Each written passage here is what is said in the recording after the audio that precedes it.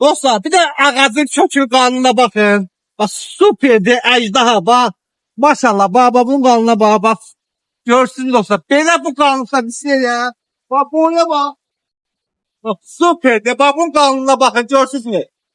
Yani bak güller düzler bu güllü. Bak. Yani dostlar bu böylükte bir şey ya. Yerim hiç arada yoktu. Hala bununla kurtarmadı. Yakın Allah arkamda. Böyle bir şey alacak size dostlar. Bak. Hamısı maşallah bak. Üzər dolu güllü. Görsünüz mü bak. Süper bak. Yaşıllaşıp. Ha bu nedir bak. Ejdahan bir de budur bak. Görsünüz dostlar bak. Süper yaşıllaşıp. Bak buradan gündən iyilirsiniz. Oğlum ben gösterebil. Görsədirəm, Bak görsədirəm. bak.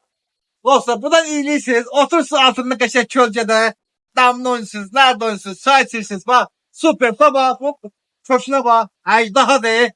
Bak dostlar ne kadar isteseniz hissediyorlar bak. Bundan kurtarma da süper bak. Hala bunlar indi cümlatır. Bak hala bu tarafa bak. Bak. Buna bak. Bak.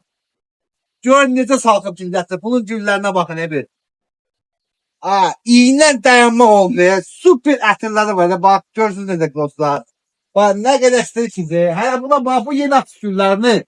La bak. Bak süper. Bak maşallah bak dostlar hamısı yaşıllaşır. Hamısı üzerinde o gülü. Bu arada diyeyim dostlar kıymetler balacalar tutarmıştı. Balacalar bulardı. 10 marklar tutarmıştı dostlar. 10 marklarımız da gelip yani diyeyim bilirsiniz. Kıymetlerimiz de başlayır 10 manattan yukarı dostlar. Her kıymete var. Bu cüre bir seriyalar kimde var Gel laf arında.